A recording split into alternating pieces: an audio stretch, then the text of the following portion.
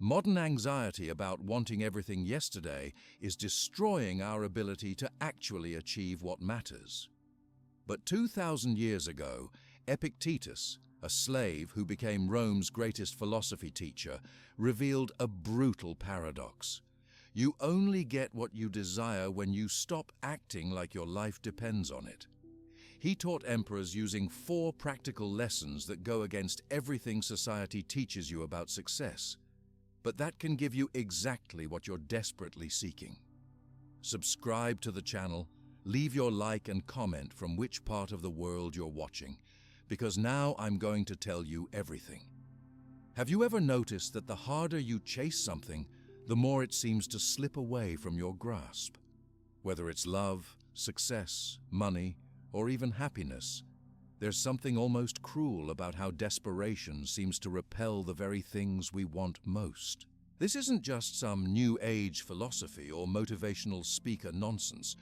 It's a fundamental truth about human psychology that the ancient Stoics understood better than anyone, and modern science is finally catching up to validate their insights. The paradox of detached pursuit runs counter to everything our achievement-obsessed culture teaches us. We're told to hustle harder, want it more, visualize success until we can taste it, and never give up on our dreams. But what if this entire approach is actually sabotaging our chances of getting what we want? What if the very intensity of our desire is creating an invisible barrier between us and our goals? Think about it this way. When you're desperate for something, you radiate that desperation in everything you do. You become like a person who's been lost in the desert for days, and when you finally stumble into town, everyone can smell the desperation on you from a mile away. People sense it, opportunities sense it, and somehow the universe itself seems to sense it. This isn't mystical thinking, it's basic human psychology and behavioral science. When we operate from a place of desperate wanting, our brains literally change how they process information. The anxiety and stress hormones that flood our system when we're in desperate pursuit mode actually narrow our cognitive capacity. It's like trying to thread a needle while your hands are shaking. The harder you try, the more impossible the task becomes. Neuroscientists have discovered that this anxious state activates the amygdala, our brain's alarm system, which then hijacks the prefrontal cortex, where our higher reasoning and creative problem-solving abilities live. The ancient Stoic philosopher Epictetus understood this principle 2,000 years before we had brain scans to prove it. He taught that attachment to specific outcomes creates a kind of psychological blindness that prevents us from seeing the full range of possibilities available to us. When we're fixated on getting something in a particular way or on a specific timeline, we develop tunnel vision that causes us to miss alternative paths that might actually lead to better results than what we originally wanted. Consider how this plays out in real-life situations. Take dating, for example. We've all met people who are so desperate to find a relationship that they come across as needy and clingy.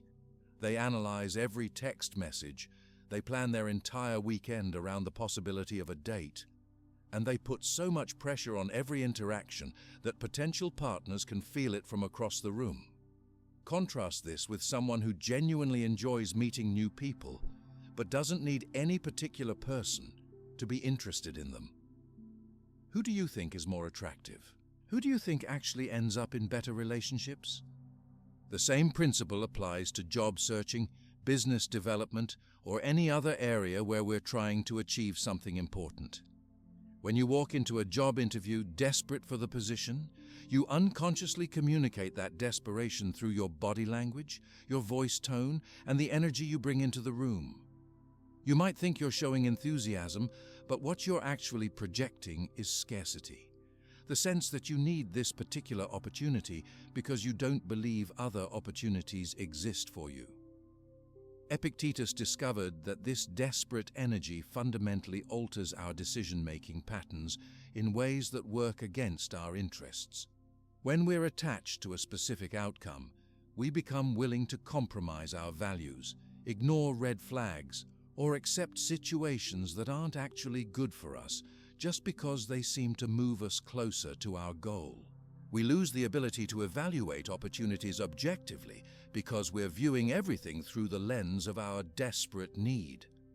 The psychological state of wanting something badly also creates what psychologists call confirmation bias on steroids. We start interpreting neutral events as signs that we're either moving toward or away from our goal, which creates an emotional roller coaster that exhausts our mental resources. Every small setback feels like a catastrophe, and every minor positive development gets blown out of proportion. This emotional volatility makes it impossible to maintain the steady, consistent effort that actually creates lasting success. Modern research has validated what Epictetus taught through direct experience. Studies of successful entrepreneurs show that those who achieve breakthrough results typically report that their biggest successes came when they stopped forcing outcomes and allowed their prepared skills to operate without conscious interference. Athletes talk about being in the zone, a state where peak performance happens naturally when they're not trying to force it. Artists and writers describe flow states where their best work emerges when they get their anxious, controlling ego out of the way.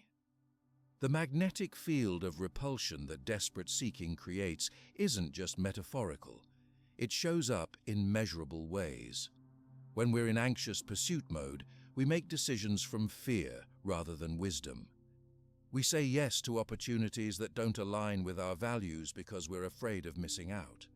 We say no to opportunities that might be perfect for us because they don't match our narrow vision of how things should unfold. We push when we should pull, and we pull when we should push, all because we're operating from the distorted perspective that our happiness depends on getting this one particular thing in this one particular way. The tragedy is that this desperate approach not only repels what we think we want, but it also prevents us from recognizing what we actually need. When we're fixated on a specific outcome, we can't see the opportunities that might serve our deeper purposes even better than our original goal. Maybe you're desperate to get hired at a particular company, but your tunnel vision prevents you from noticing that the position you didn't even apply for at a different company would actually be perfect for your skills and career development. The paradox gets even deeper when we realize that the very qualities that make us successful, persistence, dedication, hard work, can become counterproductive when they're driven by desperation rather than centered purpose. There's a difference between working hard because you love the work and believe in its value, and working hard because you're terrified of what will happen if you don't achieve a specific result. The energy behind the effort matters as much as the effort itself. This is why Epictetus taught his students to focus on what he called preferred indifference, caring about outcomes enough to work toward them, but holding them lightly enough that your peace of mind doesn't depend on getting them.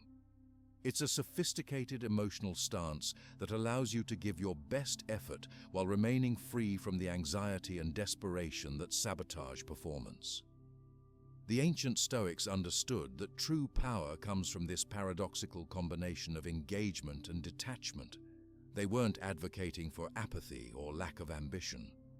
Instead, they were pointing toward a more mature and effective approach to achievement, one where you care deeply about your character, your effort, and your contribution, while remaining genuinely indifferent to external rewards, recognition, or validation.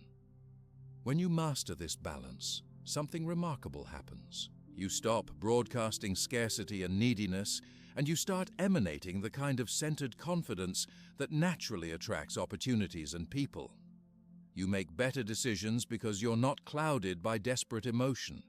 You take smarter risks because your self-worth isn't on the line with every outcome. You persist longer in the face of setbacks because your identity isn't tied to any particular result. This principle explains why so many people report that their greatest successes came when they finally stopped trying so hard to achieve them.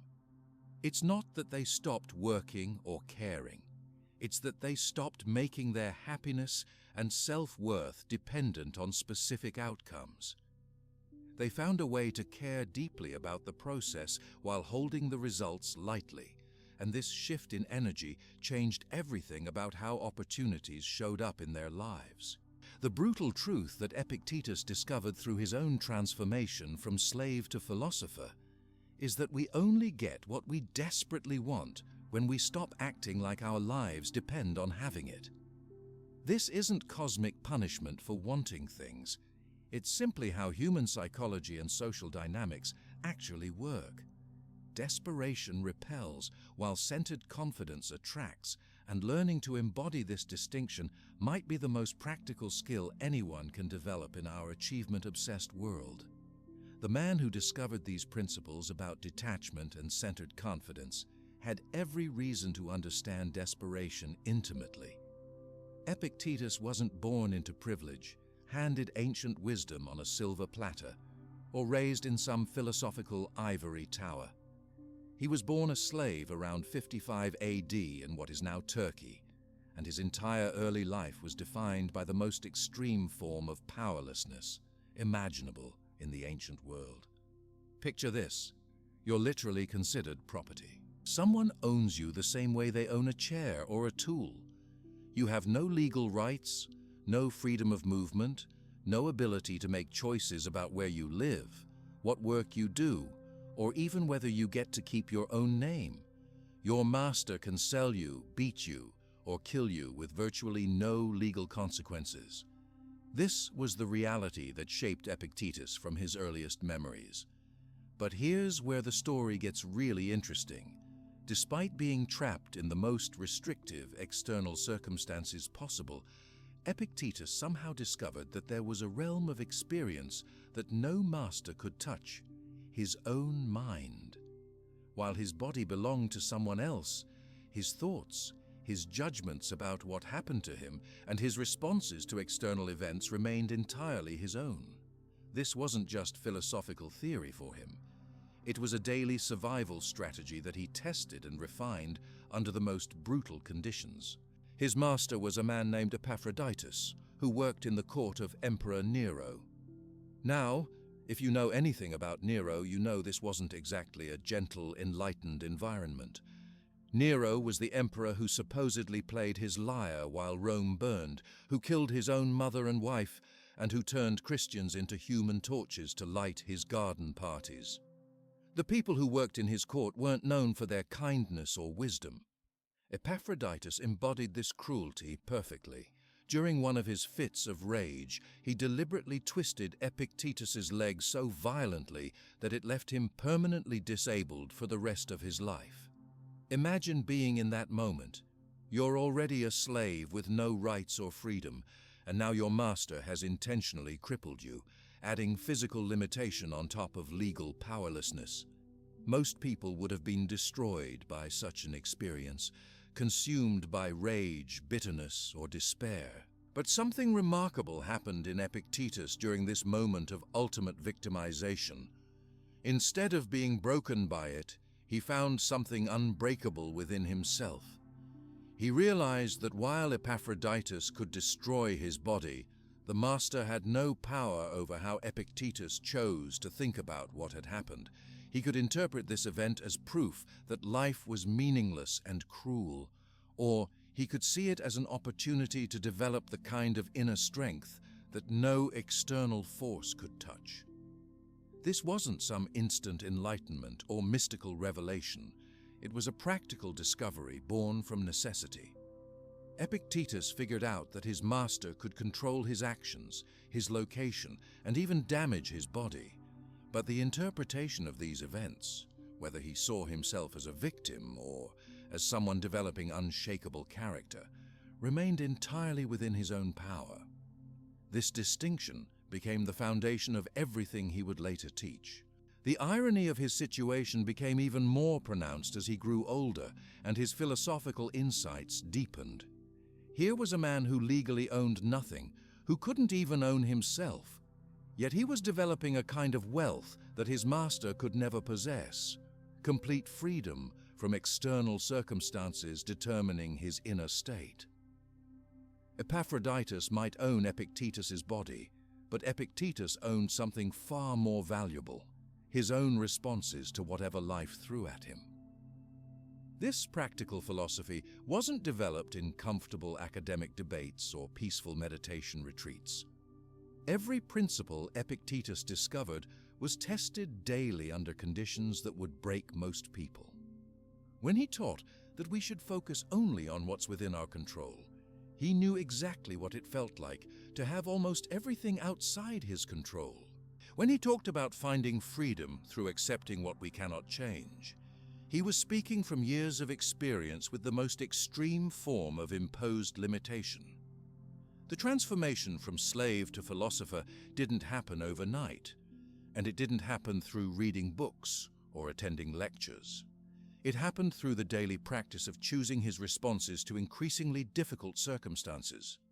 Each day brought new opportunities to either react from victimhood or respond from inner sovereignty, and gradually, Epictetus developed what you could call mental muscles that became stronger than any physical chains. As word of his wisdom spread, something unprecedented began to happen. People started seeking him out for guidance, not despite his slave status, but because his insights carried a weight and authenticity that came from lived experience rather than theoretical knowledge. His teachings weren't abstract philosophical concepts. They were battle-tested strategies for maintaining inner freedom under the worst possible external conditions. The ultimate irony emerged when Epictetus gained his legal freedom after Epaphroditus died, but by then he had already achieved something much more important, the kind of inner freedom that no external circumstances could grant or take away. His physical liberation was almost anticlimactic compared to the mental and emotional sovereignty he had already developed through years of practice. When he eventually established his own school of philosophy, the students who came to learn from him included some of the most powerful people in the Roman Empire. Senators, wealthy merchants, and even emperors sought out this former slave to learn about true freedom and genuine power. The man who had once been considered property was now teaching the people who technically owned everything about what really mattered in life. This reversal wasn't lost on Epictetus or his students. Here were people who had every external advantage: wealth, social status, legal rights, political influence, coming to learn from someone who had started with none of these things but had discovered something they desperately needed. They had external freedom but lacked inner freedom. They could travel anywhere, buy anything, command armies, and make laws, yet they were enslaved to their anxieties, their desires for more status, their fears of losing what they had. The Emperor Marcus Aurelius, who would become one of history's most famous students of Stoic philosophy, studied Epictetus's teachings intensively. Think about that for a moment.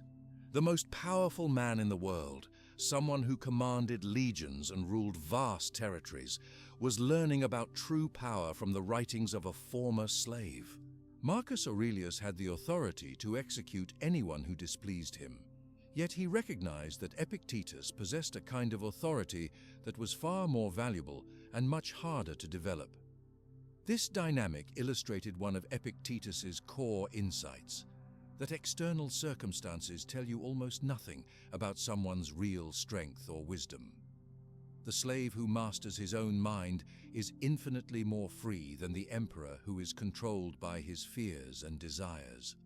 The person who has learned to remain centered regardless of external events has access to a kind of power that no amount of money or political authority can provide. Epictetus used his own story as a teaching tool, not to generate sympathy or amazement, but to demonstrate that if someone in his circumstances could develop inner sovereignty, then anyone could. He wasn't special or uniquely gifted. He had simply been forced by circumstances to develop skills that most people never needed to learn. His disability became a constant reminder that physical limitations have no power over mental freedom, and his former slave status proved that social position has nothing to do with inner authority. The practical wisdom that emerged from his experience was revolutionary precisely because it had been forged under such extreme conditions. When Epictetus taught that happiness comes from our judgments rather than our circumstances, his students knew he wasn't speaking theoretically. When he explained that we suffer more from our opinions about events than from the events themselves, everyone knew he had tested this principle under circumstances that would have destroyed most people. His transformation from powerless slave to revered teacher created a living example of human potential that transcended every external limitation. Students came to understand that if Epictetus could maintain inner freedom while physically enslaved and deliberately crippled, then their own problems, while real and challenging, were not insurmountable obstacles to developing the same kind of unshakable inner strength. The authority that Epictetus commanded in his later years came not from any external credentials or social position, but from the undeniable authenticity of someone who had discovered practical truths under the most difficult possible circumstances. When he spoke about mental freedom, everyone knew he understood imprisonment. When he taught about resilience, his students could see the evidence of that resilience in his very presence.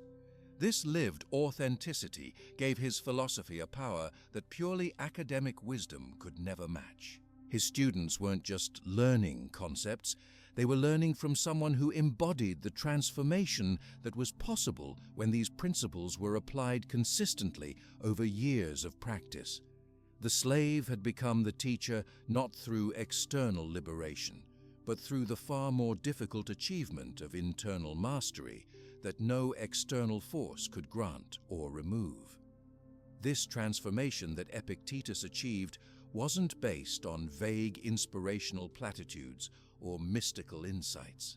He developed 4 specific practical frameworks that allowed him to maintain inner sovereignty regardless of external circumstances. These weren't theoretical concepts he dreamed up in comfortable retirement. They were survival tools he refined through decades of testing them under the most challenging conditions imaginable. The first pillar that supported his entire philosophical approach was learning to distinguish clearly between what is within our control and what is not within our control lies completely outside our influence. This sounds simple, but most people spend their entire lives confused about this fundamental distinction. We waste enormous amounts of mental and emotional energy trying to control things that are simply not controllable, while neglecting the areas where we actually have complete authority. Epictetus discovered that we have total control over exactly 3 things: our thoughts, our judgments about what happens to us, and our actions in response to circumstances. That's it. Everything else, other people's behavior, the weather, the economy, whether we get sick, what our boss decides to do, whether our investments go up or down, how other people react to us. All of that lies outside our direct control. This might seem obvious when you think about it, but watch how most people live their lives and you'll see they haven't really grasped this distinction. Think about how much time and energy people spend worrying about things they cannot control. They stress about whether their partner will leave them instead of focusing on being the kind of person worth staying with.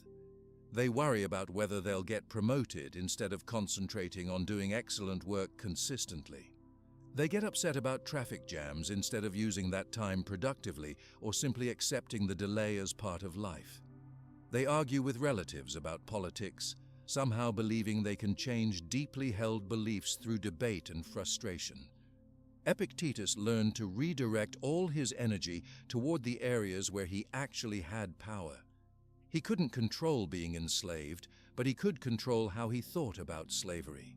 He couldn't prevent his master from crippling him, but he could choose whether to see himself as a victim or as someone developing extraordinary inner strength.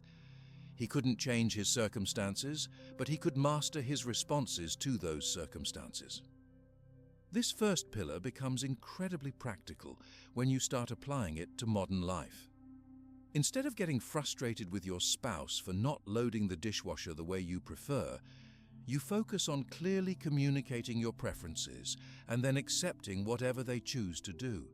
Instead of worrying about whether your business idea will succeed, you concentrate on executing it as well as possible and learning from whatever results. Instead of getting angry at politicians or news events, you focus on how you can contribute positively in your own community and sphere of influence. The second pillar that Epictetus developed was practicing what he called negative visualization, mentally rehearsing potential losses and setbacks to build psychological resilience and deepen appreciation for what we currently have.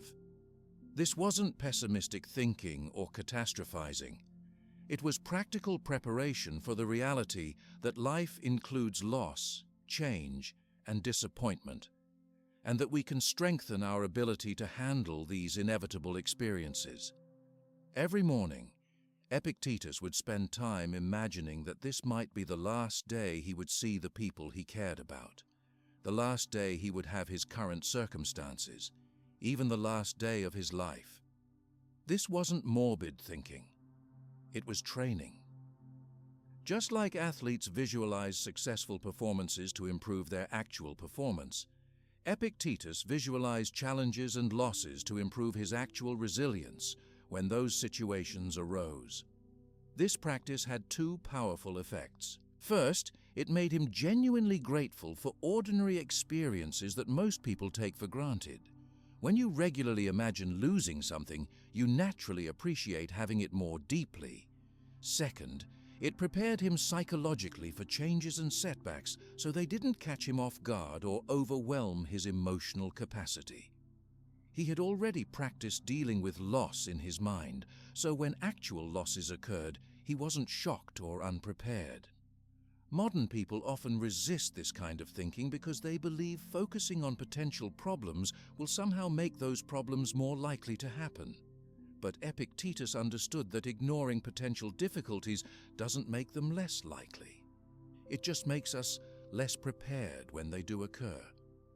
The person who has never mentally rehearsed losing their job is devastated when it happens, while the person who has occasionally imagined that scenario has already thought through how they would respond and what resources they would use. This practice also breaks our psychological dependence on things continuing exactly as they are right now. When you regularly remind yourself that your health, your relationships, your job, and even your life are temporary gifts rather than permanent entitlements, you stop taking them for granted and you become more resilient when changes occur. You're also more likely to make good decisions while you have these gifts, instead of assuming they'll always be available. The third pillar focused on present moment awareness and acceptance, recognizing that the only time we can actually take meaningful action is right now, not in some imagined future or regretted past. Epictetus noticed that most mental suffering comes from dwelling on past events we cannot change or worrying about future scenarios that may never happen. Meanwhile, the present moment, where we actually live and where we can actually do something useful, gets ignored. This wasn't about positive thinking or pretending that past mistakes don't matter or that future planning is unimportant. It was about recognizing that the past exists only as memory and learning. The future exists only as possibility and preparation. But life actually happens in the continuous stream of present moments. You can learn from yesterday and plan for tomorrow, but you can only act today, right now, in this moment. Epictetus trained himself to notice when his mind was escaping into past regrets or future anxieties, and to gently bring his attention back to what was actually happening and what he could actually do in the current situation. This practice kept him grounded in reality rather than lost in mental stories about reality. It also prevented him from missing opportunities that were available right now because he was mentally somewhere else. This present moment focus becomes incredibly practical in daily life. Instead of rehashing yesterday's argument with your coworker, you focus on how to interact with them productively today. Instead of worrying about whether you'll have enough money for retirement in 20 years, You concentrate on making smart financial decisions this week. Instead of being preoccupied with how your life might have been different if you'd made other choices, you focus on making the best choices available right now. The fourth pillar, centered on understanding our role in what Epictetus called the larger cosmic order, seeing ourselves as actors playing our part in a bigger production rather than directors trying to control the entire show. This perspective helped him accept that there were forces and patterns at work in life that were much bigger than his individual will and preferences. Epictetus taught that we each have a specific role to play that's determined by our circumstances, abilities, and opportunities, and that our job is to play that role as excellently as possible rather than wishing we had been cast in a different part. The slave's job is to be an excellent slave while looking for opportunities to develop inner freedom. The emperor's job is to rule wisely and justly. The teacher's job is to educate effectively. The parent's job is to raise children well. This doesn't mean accepting injustice or never working to change circumstances. It means understanding that we're part of something larger than ourselves and that our individual will is just one factor among many that determine how events unfold. We do our best work and then accept whatever results from the intersection of our efforts with all the other forces at play.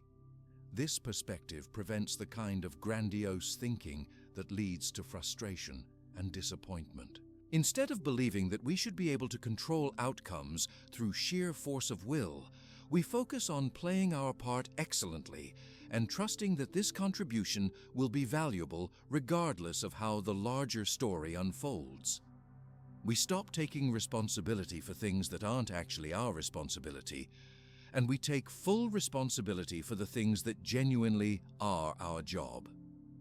These four pillars work together to create a framework where sustained effort and emotional detachment coexist naturally. You can work hard toward your goals because you're focused on the aspects that are actually within your control. You can handle setbacks and delays because you've mentally rehearsed dealing with challenges and you're not attached to specific timelines. You can maintain consistent effort because you're grounded in present moment reality rather than distracted by past regrets or future worries. And you can accept outcomes gracefully because you understand that you're part of a larger system, and your job is to contribute excellently rather than control results. The genius of this framework is that it eliminates most of the emotional drama and mental confusion that makes achievement so difficult for most people. You're not constantly switching between manic excitement when things go well and crushing disappointment when they don't. You're not wasting energy on things outside your influence or neglecting areas where you have real power. You're not living in the past or the future instead of dealing with current reality.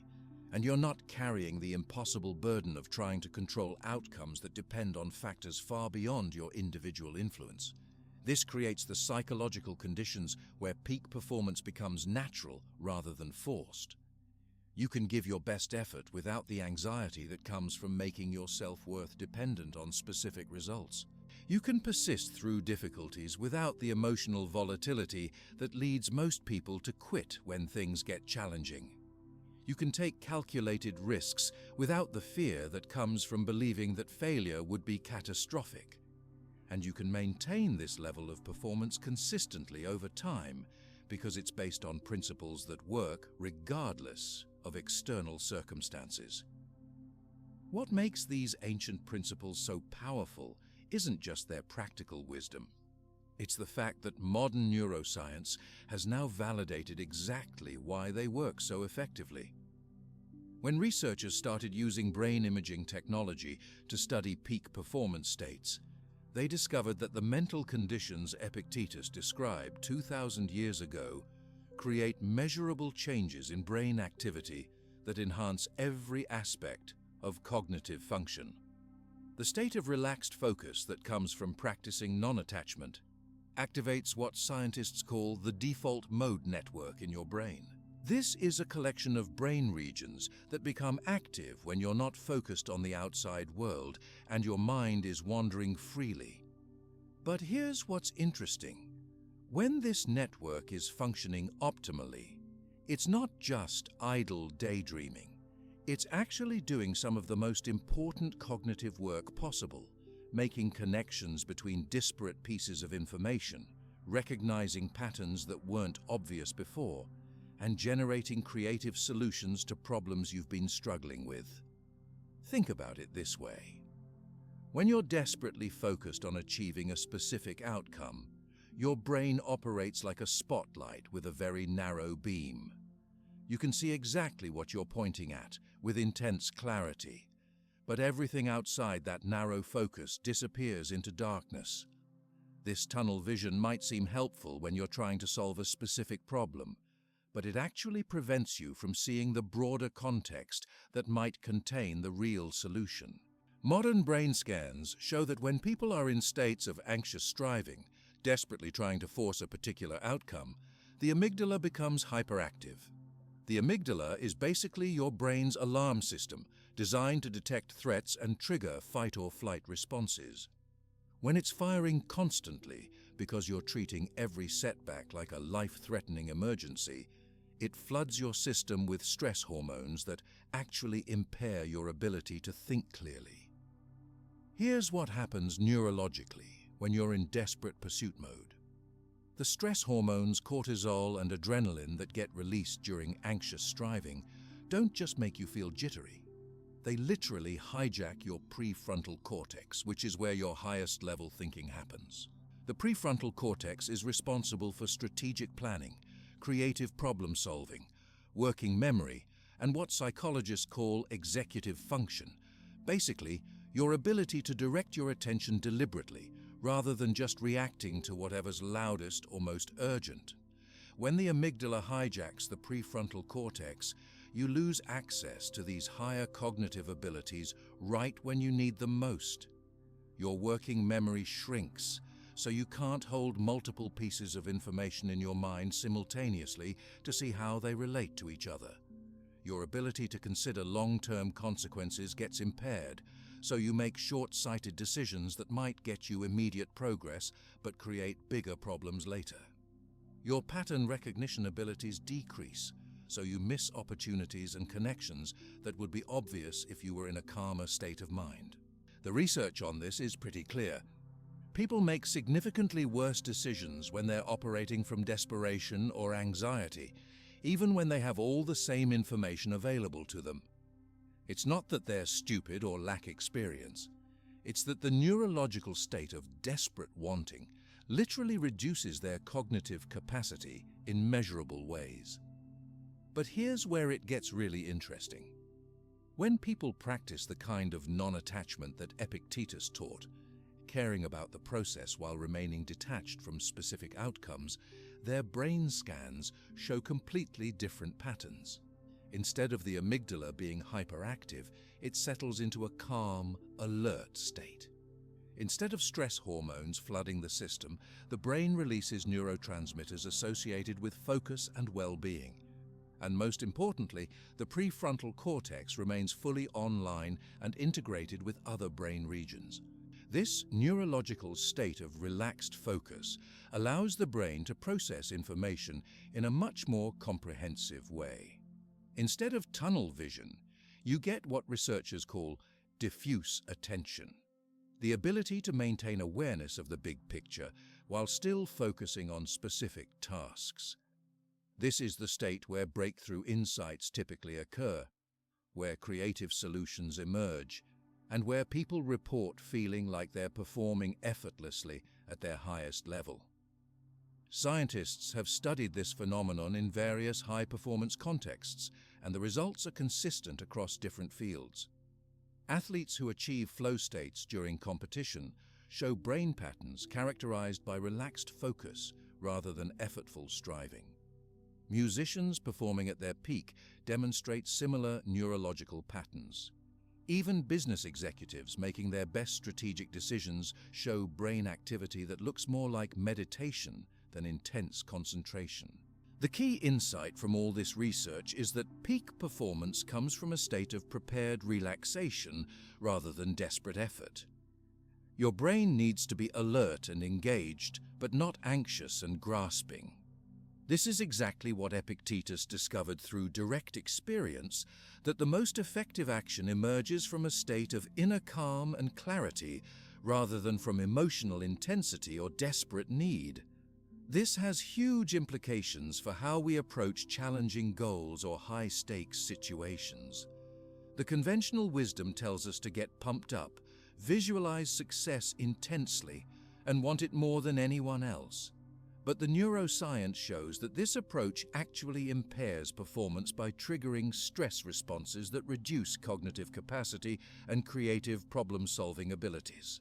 The brain scans of people practicing non-attachment show increased activity in the anterior cingulate cortex, which is associated with flexible attention and the ability to switch between different perspectives on the same problem.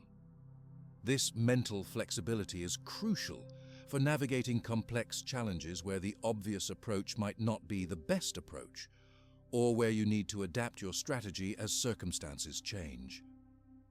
Research on successful entrepreneurs provides a perfect example of how this plays out in real life. Studies consistently show that the most successful business founders are not the ones who are most desperate to succeed or most attached to their original business plans. Instead, they're the ones who can maintain passionate commitment to their overall vision while remaining flexible about how that vision gets realized. They can pivot when their initial approach isn't working. They can recognize opportunities that don't fit their preconceived notions, and they can make decisions based on market feedback rather than emotional attachment to specific strategies. The neuroscience explains why this works so well. When you're not desperately attached to one particular path to success, your brain remains open to processing information that might contradict your assumptions. You can see data objectively, rather than filtering everything through the lens of what you want to be true. You can recognize when something isn't working and change course quickly, instead of persisting with failed strategies, because admitting failure feels too threatening to your identity. This relaxed focus state also enhances what psychologists call cognitive flexibility, your ability to switch between different ways of thinking about the same problem. When you're desperately focused on one specific solution, you get stuck in mental ruts and keep trying variations of the same approach even when it's clearly not working. But when you're practicing non-attachment, your brain can easily shift between different perspectives and consider alternative approaches that might be more effective. The research on memory formation is particularly relevant here. Studies show that information learned in states of relaxed attention gets encoded more deeply and remains accessible for longer periods than information learned under stress or pressure. This means that when you're operating from non-attachment, you're not just performing better in the moment, you're also building a more robust knowledge base that will serve you in future situations. Brain imaging studies of people in flow states show something called transient hypofrontality, which sounds complicated but is actually pretty simple. During peak performance, certain parts of the prefrontal cortex that are responsible for self-consciousness and self-criticism temporarily dial down their activity. This allows people to act spontaneously and confidently without being hindered by internal commentary about whether they're doing it right or what other people might think. This neurological finding validates what athletes and performers have known intuitively for centuries, that their best performances happen when they get out of their own way and let their trained skills operate without conscious interference. The brain scans show that this isn't just a subjective feeling. It's an actual measurable change in neural activity that enhances performance across multiple domains. The research on decision-making under pressure provides another compelling validation of Stoic principles. Studies show that people who practice mindfulness and emotional regulation, which are essentially modern versions of Stoic exercises, maintain better access to their higher cognitive functions even in stressful situations. They can still think strategically, consider multiple options, and make decisions based on long-term consequences rather than immediate emotional reactions. What's particularly interesting is that these benefits aren't just temporary states that disappear when the meditation session ends. Regular practice of non-attachment and present moment awareness actually creates lasting changes in brain structure. Brain scans of long-term meditators show increased gray matter density in areas associated with learning and memory, decreased gray matter density in the amygdala, and stronger connections between the prefrontal cortex and other brain regions. This means that practicing the kind of mental training that Epictetus developed doesn't just help you perform better in specific situations. It actually rewires your brain to be more resilient, more creative, and more capable of sustained high performance over time. The ancient Stoics were essentially doing neuroscience without brain scanners, discovering through direct experience the mental states and practices that optimize cognitive function. The implications of this research extend far beyond individual performance. When teams and organizations operate from principles of non-attachment, focusing intensely on executing their strategies while remaining flexible about specific outcomes, they show similar patterns of enhanced creativity, better decision-making, and greater resilience in the face of challenges. The neurological principles that govern individual peak performance also apply to group dynamics and organizational behavior. Understanding the neuroscience behind non-attachment helps explain why this ancient wisdom has remained relevant across different cultures and historical periods. These principles aren't based on cultural preferences or philosophical opinions. They're based on how the human brain actually functions optimally. Epictetus discovered through lived experience what modern science has now validated through brain imaging, that the state of relaxed focus that comes from non-attachment creates the neurological conditions where human potential can be expressed most fully. These neurological insights reveal why our current culture's obsession with instant gratification creates such a massive barrier to experiencing the brain states that actually produce meaningful achievement. We've essentially trained entire generations to operate in ways that guarantee cognitive impairment and emotional volatility. Then we wonder why people struggle with focus, creativity, and sustained effort toward long-term goals. The modern digital environment has compressed our tolerance for delayed gratification to an almost comical degree. We get frustrated if a website takes more than 3 seconds to load. We abandon videos if they don't grab our attention within the first 15 seconds. We expect immediate responses to text messages and emails, and we start feeling anxious if someone doesn't reply within a few minutes. This constant expectation of instant results has fundamentally rewired our brains in ways that make the patient, persistent effort required for meaningful achievement feel almost impossible. Social media platforms have amplified this problem by design. The entire business model of companies like Facebook, Instagram, and TikTok depends on capturing and monetizing human attention, so they've invested billions of dollars in understanding exactly how to make their platforms as addictive as possible. They use what psychologists call variable ratio reinforcement schedules, the same mechanism that makes gambling so addictive, to keep people checking their phones compulsively throughout the day. Every time you check your phone, there's a chance you might get a notification, a like, a comment, or some other small hit of social validation. Your brain releases a tiny amount of dopamine in anticipation of this potential reward, and when you do get the reward, it reinforces the checking behavior. But here's the crucial part. You never know when the reward is coming, which makes the checking behavior incredibly persistent and resistant to extinction. The problem is that this constant cycle of seeking and receiving instant gratification fundamentally changes your brain's reward system. You become conditioned to expect immediate payoffs from your actions, which makes it much harder to engage in activities where the rewards are delayed or uncertain. Reading a book, learning a skill, building a business, developing a relationship, getting in shape. All of these meaningful pursuits require sustained effort over long periods with no guarantee of immediate results. When your brain has been conditioned to expect instant gratification, engaging in delayed gratification activities feels uncomfortable and unrewarding.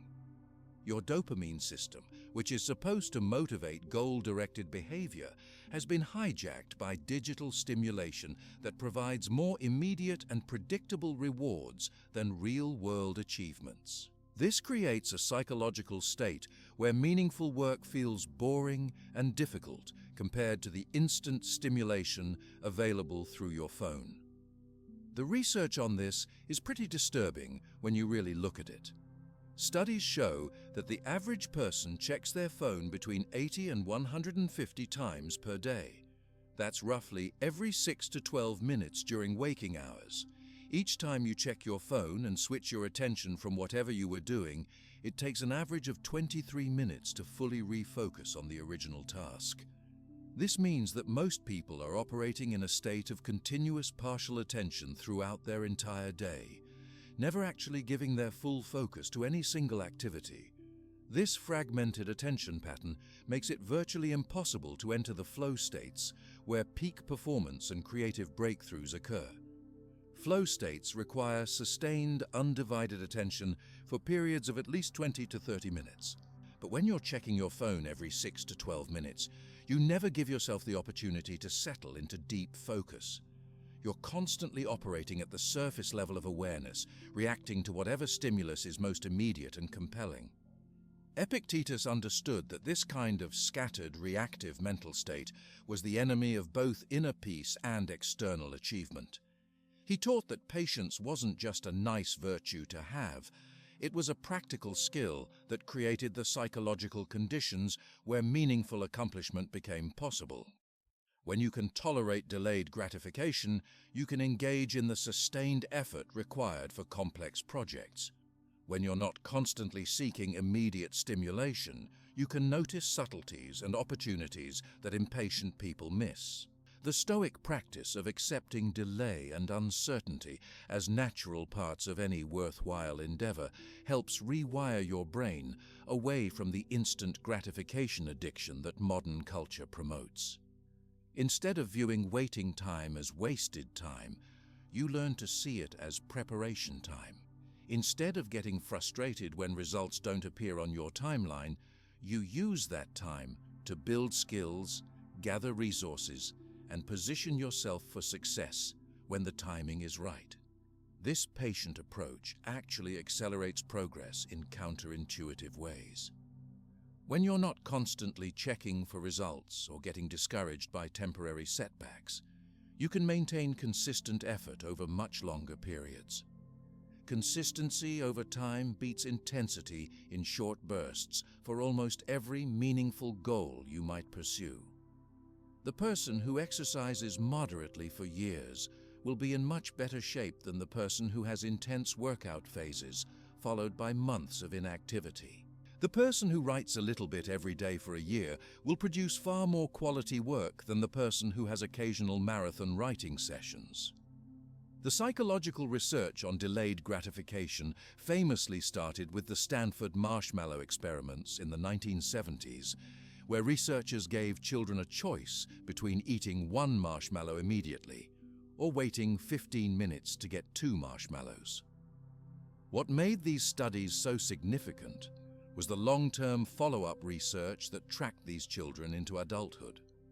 The kids who were able to delay gratification at age 4 showed significantly better outcomes decades later in terms of academic achievement, career success, physical health, and overall life satisfaction. They had lower rates of obesity, drug addiction, and criminal behavior. They scored higher on standardized tests and were more likely to complete college. The ability to delay gratification at age 4 predicted life outcomes better than IQ, family income, or most other factors researchers could measure.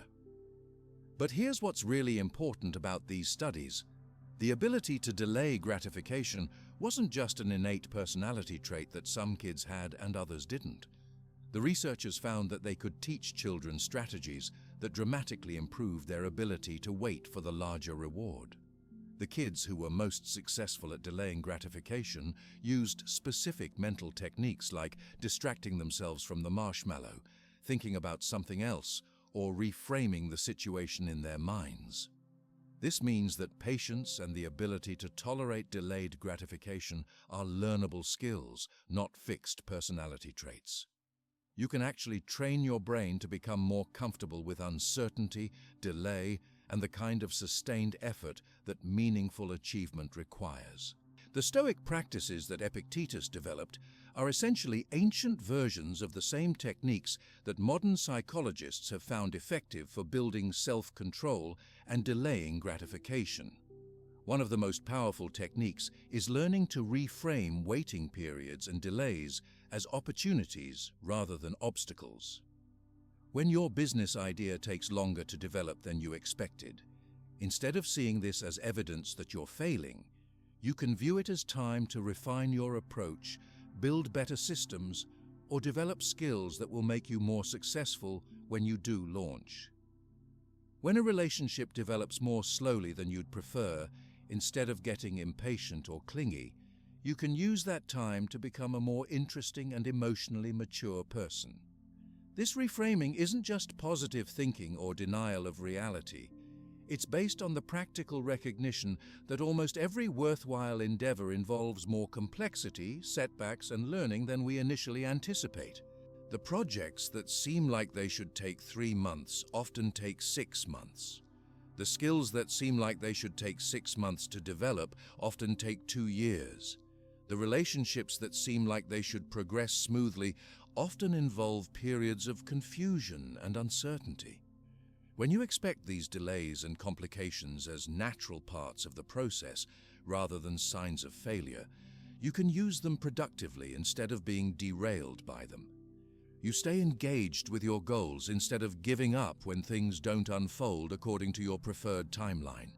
You maintain the consistent effort that actually creates results instead of cycling between periods of manic activity and discouraging withdrawal. The research on expert performance across different fields shows that world-class achievement almost always requires what researchers call deliberate practice over periods of 10 to 20 years. Deliberate practice isn't just doing something repeatedly. It's specifically focused on improving weaknesses, getting feedback, and gradually increasing the level of challenge. This kind of practice is often uncomfortable and rarely provides immediate gratification, which is why most people avoid it. But here's what's fascinating. The people who become world-class performers aren't necessarily more talented or intelligent than everyone else. What distinguishes them is their ability to maintain deliberate practice over extremely long periods without getting discouraged by slow progress or frustrated by temporary plateaus.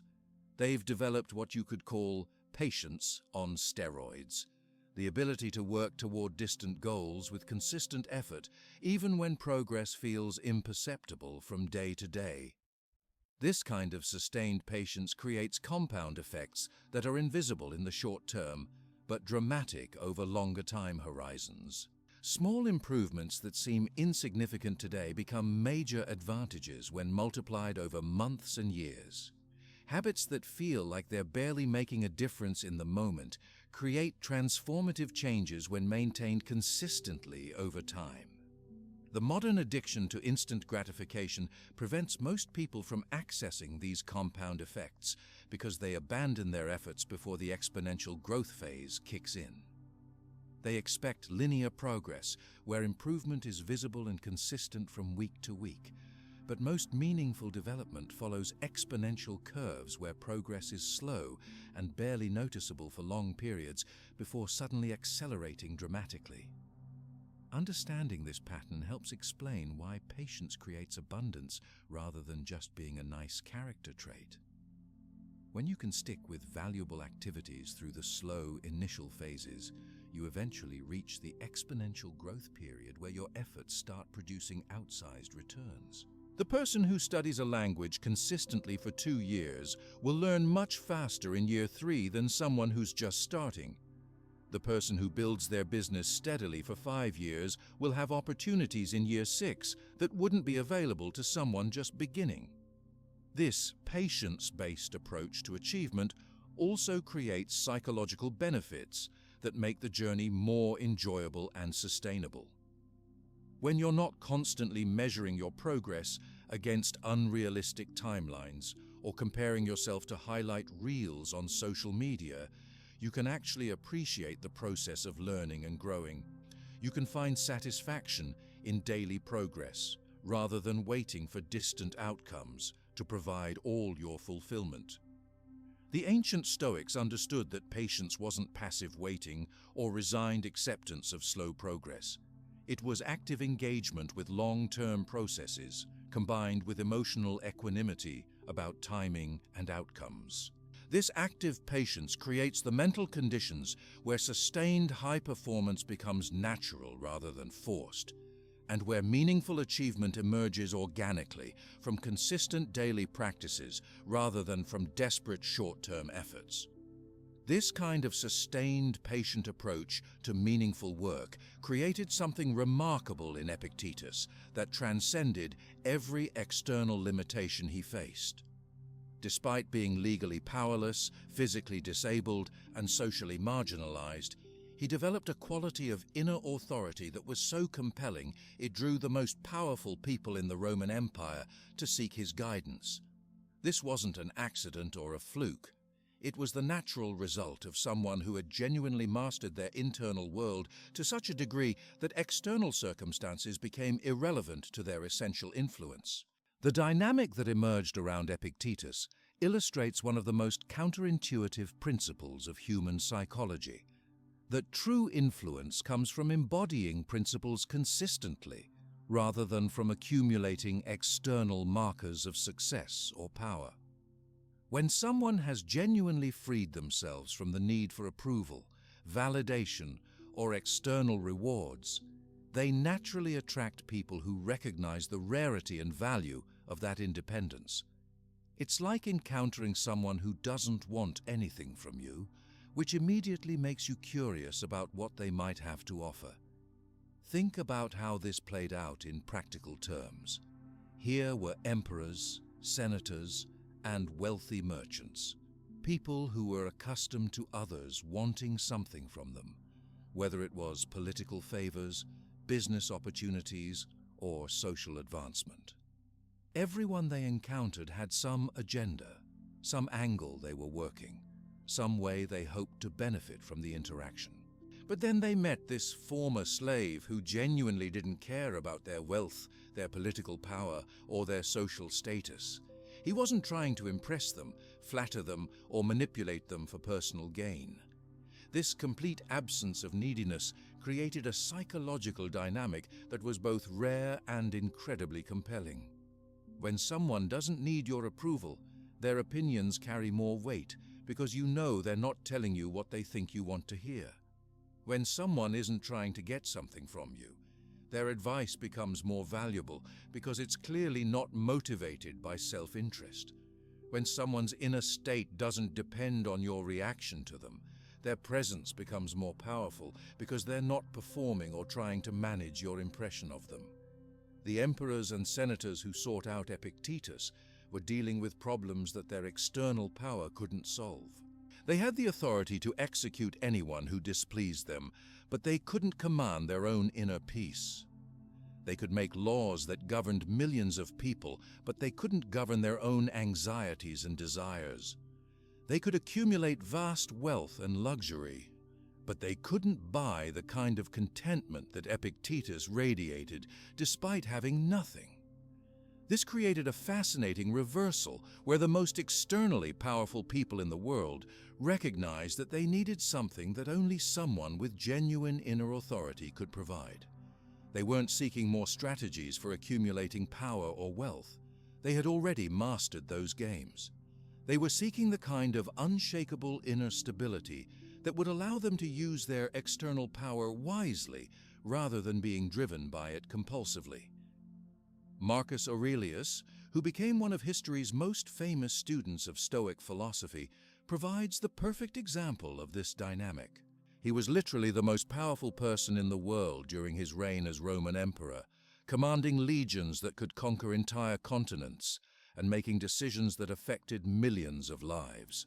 Yet his personal writings, which became the book we know as Meditations, show someone who was constantly working to apply the principles he learned from Epictetus and other Stoic teachers.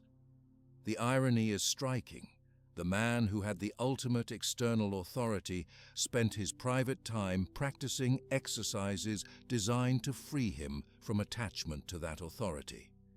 He regularly reminded himself that his position was temporary, that his power was ultimately illusory, and that his happiness couldn't depend on external circumstances any more than it could for a slave or a commoner. He understood that inner authority was completely independent of outer authority, and that without the first, the second became more of a burden than a benefit. This illustrates a fundamental truth about human psychology that most people never grasp. We are naturally attracted to those who are least dependent on our validation or approval. Think about your own experience with different types of people. The person who's constantly seeking your approval, who agrees with everything you say, who seems to need your validation to feel good about themselves. How do you actually feel about that person? Probably not much respect, even if you enjoy the ego boost they provide. Contrast that with someone who clearly has their own strong sense of self, who doesn't need you to like them or approve of their choices, who's pleasant and respectful but obviously not performing for your benefit. Which person's opinion do you value more? Which person would you be more likely to trust with important decisions or sensitive information? Which person seems more interesting and worth getting to know? This psychological principle becomes even more pronounced when applied to leadership and influence. The leaders who command genuine respect and loyalty aren't the ones who are desperate for followers or constantly seeking validation. They're the ones who are so centered in their own values and vision that they naturally attract people who recognize the authenticity and strength of that centeredness. Epictetus embodied this principle to an extreme degree because his circumstances had forced him to develop complete independence from external validation. When you're a slave, you can't base your self-worth on social status because you have none. When you're physically disabled in a culture that valued physical prowess, you can't derive your identity from your body's capabilities. When you own nothing, you can't measure your worth through material possessions. These limitations, which would destroy most people psychologically, became the conditions that allowed Epictetus to discover sources of strength and authority that were completely internal. This inner authority manifested in practical ways that made his teaching incredibly valuable to his students. He could give completely objective advice because he had no agenda other than helping people see reality clearly. He could speak truthfully about difficult topics because he wasn't worried about maintaining anyone's good opinion of him. He could challenge powerful people directly when necessary because his own inner state didn't depend on their approval or disapproval. The modern world provides countless examples of this same dynamic playing out. Think about the most influential teachers, mentors, or thought leaders you've encountered. The ones who made the biggest impact on your thinking probably weren't the ones who were trying hardest to impress you or win your approval. They were the ones who seemed completely comfortable with themselves, who shared their insights without seeming to need your agreement, and who maintained their authenticity regardless of how you responded to them. This principle explains why so many traditional approaches to building influence and authority actually backfire. When people try to establish authority by name-dropping, credential flashing, or constantly reminding others of their achievements, they're actually broadcasting insecurity and neediness. They're demonstrating that their sense of authority depends on external validation, which immediately undermines the very authority they're trying to establish. True authority comes from what you could call inner sovereignty, the quality of being completely centered in your own values, principles, and sense of purpose regardless of external circumstances. People sense this quality immediately, even if they can't articulate exactly what they're responding to. It shows up in how you speak, how you carry yourself, how you respond to criticism or praise, and how you make decisions under pressure. The business world provides endless examples of this principle in action. The most successful entrepreneurs and executives aren't necessarily the ones with the most impressive backgrounds or the flashiest presentations. They're often the ones who demonstrate quiet confidence in their vision, who can discuss their ideas without overselling them, and who seem genuinely indifferent to whether you invest in their company or hire them for the position. This indifference isn't coldness or lack of engagement. It's the freedom that comes from knowing that your worth and your mission don't depend on any particular outcome. When someone embodies this quality, they can take bigger risks because failure won't devastate their sense of self. They can speak more truthfully because they're not trying to manipulate specific responses. They can maintain better boundaries because they don't need other people's approval to feel good about their choices. The paradox is that this very indifference to specific outcomes often produces better outcomes than desperate striving ever could. When you're not attached to getting a particular job, you interview more authentically and often end up with better opportunities. When you're not desperate for a specific investor to fund your startup, you can present your business more objectively and attract investors who are genuinely aligned with your vision. When you're not needy for a particular person's romantic interest, you show up more attractively and often develop better relationships. This dynamic works because inner authority creates psychological safety for other people. When you're interacting with someone who doesn't need anything from you, you can relax and be more authentic yourself. You don't have to manage their emotions or worry about disappointing them. You can focus on the actual substance of the interaction rather than the social dynamics and hidden agendas that usually complicate human relationships. Epictetus understood that this kind of inner authority was the most practical skill anyone could develop, regardless of their external circumstances. Whether you're a slave or an emperor, your ability to influence others and create positive outcomes depends much more on your inner state than on your external position. The slave with inner authority commands more genuine respect than the emperor who's driven by insecurity and neediness. This principle becomes especially important in our current cultural moment, where social media has created unprecedented opportunities for seeking external validation, while simultaneously making that validation feel increasingly hollow and temporary. People accumulate followers, likes, and shares, but often report feeling more insecure and desperate for approval than ever before.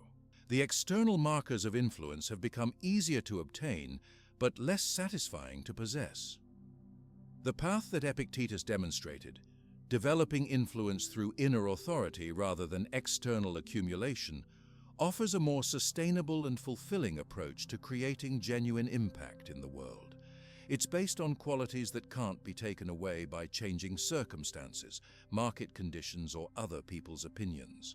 Once you've developed true inner authority, you carry it with you regardless of what happens in the external world. This inner authority that Epictetus developed wasn't built on emotional detachment or cold indifference to outcomes.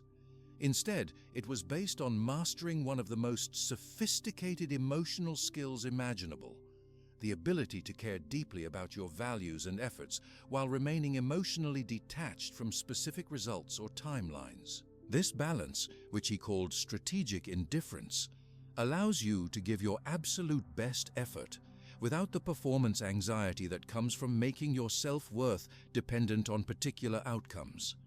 Most people struggle with this concept because they think caring and detachment are opposites.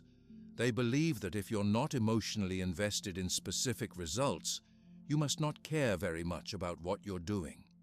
But Epictetus discovered that the opposite is actually true. When you can separate your emotional investment in the process from your attachment to specific outcomes, you can actually care more deeply and work more effectively than when your ego is tied up in the results. Think about how this plays out in practical situations. When you're giving a presentation and your sense of self-worth depends on how well it's received, you spend enormous amounts of mental energy monitoring the audience's reactions, worrying about whether they like you, and trying to control their responses. This divided attention makes it much harder to focus on delivering your message clearly and authentically.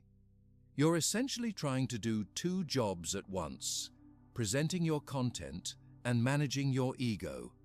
But when you can care deeply about sharing valuable information, while being genuinely indifferent to whether people approve of you personally, your entire energy can go into the actual presentation. You can focus on being clear, helpful, and authentic without the distraction of constantly evaluating your performance or trying to manipulate specific reactions. Paradoxically, this detachment from approval often makes your presentations much more compelling because people can sense that you're not performing for their validation. The same principle applies to creative work, business ventures, relationships, parenting, or any other area where you want to perform at your best. When you can maintain passionate commitment to doing excellent work while being emotionally detached from external rewards, recognition, or validation, you free up enormous amounts of mental and emotional energy that would otherwise be wasted on anxiety and ego management. Epictetus taught that this strategic indifference needed to be practiced systematically rather than just hoped for in high-pressure moments. He developed specific mental exercises designed to separate identity from outcomes so that his students could maintain their sense of self-worth regardless of how their efforts were received by the world. One of the most powerful exercises involved regularly reminding himself that his value as a person existed independently of any particular achievement or failure. He would deliberately recall times when he had worked hard on something that didn't succeed and practice feeling completely okay about his worth as a person despite the disappointing outcome. He would also recall successes and practice not inflating his ego or making his identity dependent on those positive results either. This wasn't about lowering standards or accepting mediocre effort. If anything, strategic indifference allows you to maintain higher standards because you're not compromising your work to protect a fragile ego. When you're not afraid of failure damaging your self-image, you can take bigger creative risks, try more ambitious projects, and push yourself harder without the emotional volatility that usually comes with challenging pursuits. The psychological research on this topic shows that people perform significantly better on complex tasks when they focus on process goals rather than outcome goals. Process goals are things like, I will practice piano for 1 hour every day, or I will make 10 sales calls each morning. Outcome goals are things like, I will perform perfectly at my recital, or I will close 5 new clients this month. When people focus primarily on process goals, they maintain more consistent effort over time, they recover more quickly from setbacks, and they actually achieve better outcomes than people who are fixated on specific results. This happens because process goals are entirely within your control, while outcome goals depend on factors beyond your influence. When you tie your emotional state to things you can't control, you create unnecessary stress that impairs your performance. Strategic indifference takes this research a step further by teaching you to care passionately about your process while being genuinely okay with whatever outcomes emerge from that process. You can commit completely to doing your best work without making your happiness dependent on external validation of that work. You can pursue ambitious goals with total dedication while being emotionally prepared for any result, including apparent failure. This emotional stance becomes especially powerful when dealing with criticism or praise from others. Most people get deflated by negative feedback and inflated by positive feedback, which creates an emotional roller coaster that makes consistent performance almost impossible. When your sense of self-worth goes up and down based on other people's opinions, you spend enormous amounts of energy trying to manage those opinions instead of focusing on the work itself. But when you've mastered strategic indifference, criticism becomes useful information rather than an emotional threat. You can evaluate feedback objectively to see if it contains valuable insights for improving your work without getting defensive or taking it personally. Similarly, praise becomes pleasant but not necessary for your emotional well-being. You can appreciate positive recognition without becoming addicted to it or letting it distort your judgment about your actual performance. This balanced relationship with feedback is incredibly practical in professional contexts. The person who can receive criticism without getting defensive and praise without getting cocky becomes someone that others trust with important responsibilities and honest communication. They become known as someone who cares more about getting things right than about being right, which is a rare and valuable quality in any organization. Strategic indifference also prevents the kind of premature quitting that sabotages most ambitious projects. When people are emotionally attached to specific timelines or particular forms of success, they often abandon valuable efforts when things don't unfold according to their expectations. They interpret delays, complications, or initial failures as evidence that they should give up, rather than seeing these challenges as normal parts of any worthwhile endeavor. But when you can maintain passionate commitment to your values and vision while being detached from how those values get expressed in the world, you can persist through much longer periods of apparent failure or slow progress. You're not devastated by setbacks because your identity isn't tied to avoiding them. You're not impatient with slow progress because your emotional well-being doesn't depend on rapid results. You can maintain consistent effort over the extended periods that most meaningful achievements require. This persistence based on strategic indifference is qualitatively different from the kind of grinding determination that most people associate with achievement. It's not about forcing yourself to continue despite feeling miserable or burned out. It's about finding a way to care deeply about your work while holding the results lightly enough that the work itself remains sustainable and enjoyable over time. The distinction becomes clear when you look at people who have sustained high performance over decades in their chosen fields.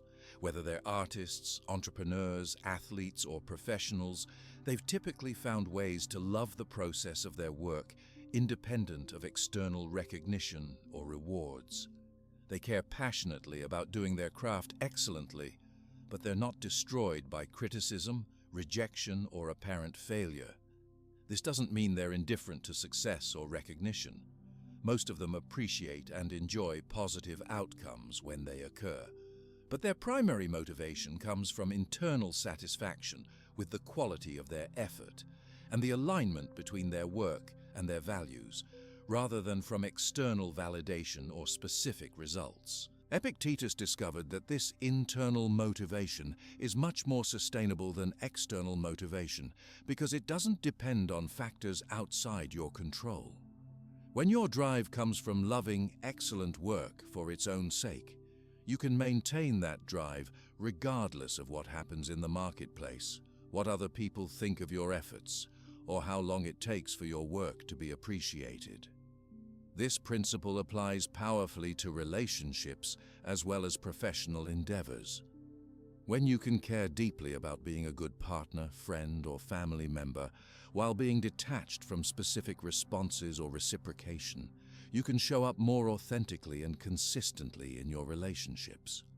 You're not performing to get particular reactions or constantly monitoring whether your efforts are being appreciated enough.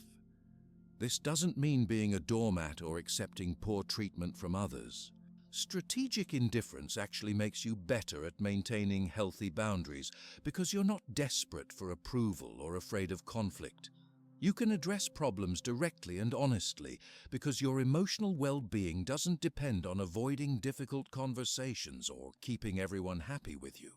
In parenting, this balance between caring and detachment becomes especially important. You can be completely committed to providing guidance, support, and unconditional love for your children while being detached from their specific choices, achievements, or life paths.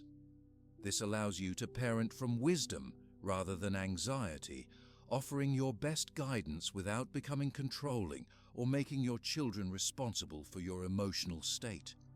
The business applications of strategic indifference are enormous. Entrepreneurs who can care passionately about creating value while being detached from specific business outcomes can take smarter risks, make more objective decisions, and persist through the inevitable challenges that every business faces.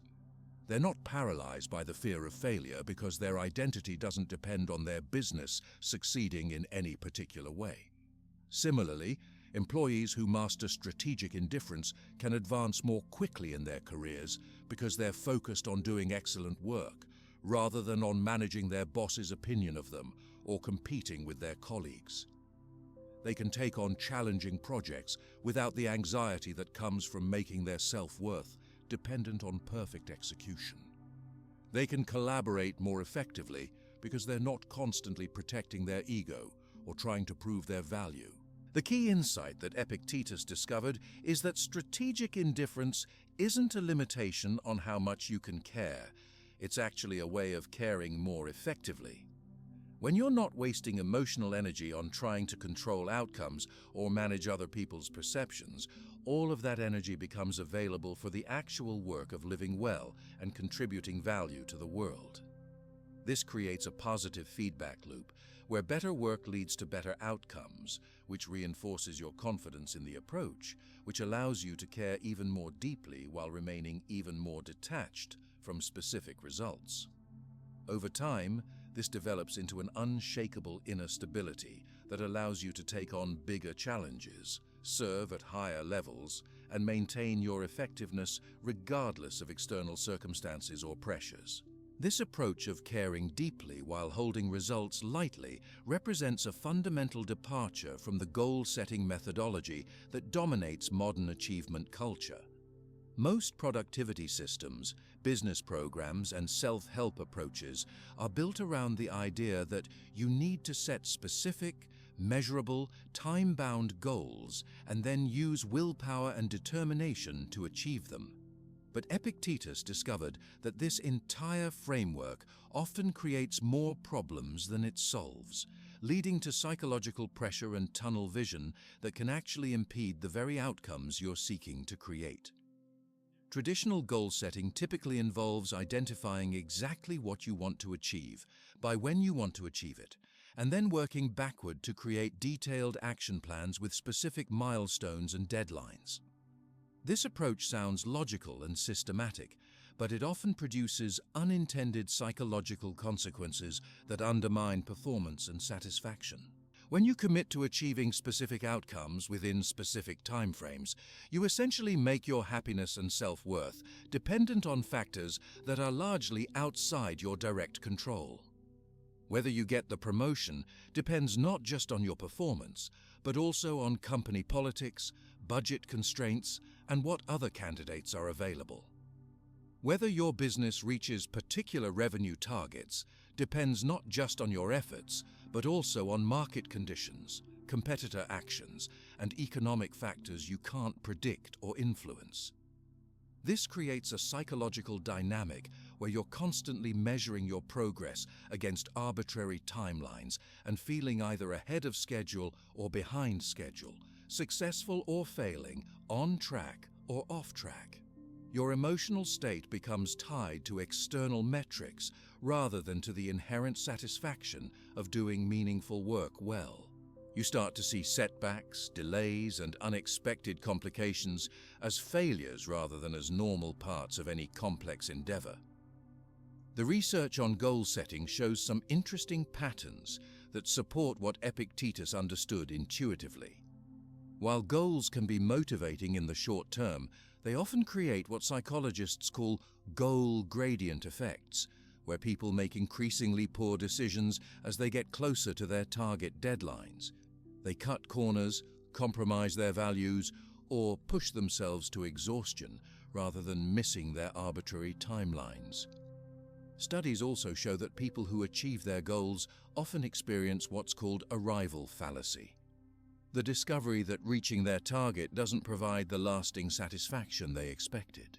They thought that getting the promotion, hitting the revenue number, or losing the weight would fundamentally change how they feel about their lives, but they often find themselves feeling surprisingly empty after achieving what they thought they wanted.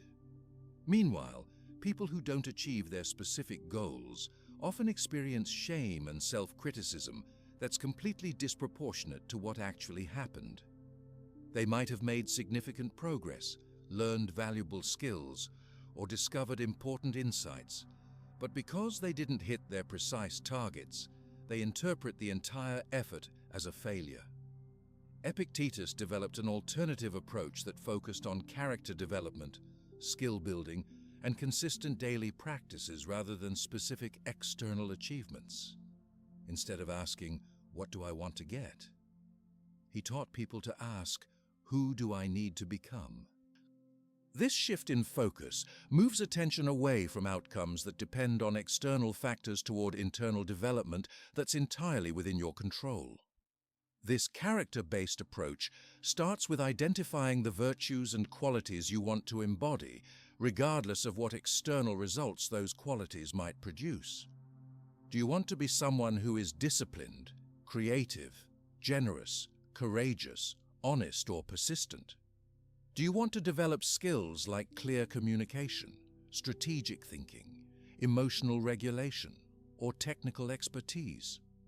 Do you want to cultivate qualities like patience, resilience, curiosity, or compassion? Once you've identified the character traits and capabilities you want to develop, you can create daily practices and habits that naturally build those qualities over time. Instead of setting a goal to lose 20 pounds by summer, you focus on becoming someone who exercises regularly and makes nutritious food choices. Instead of setting a goal to double your income within 2 years, you focus on developing the skills, relationships, and reputation that create valuable opportunities. This approach proves more sustainable because it's based entirely on factors within your direct control. You can choose to exercise today regardless of what the scale says. You can choose to work on developing your skills today, regardless of what your current income level is.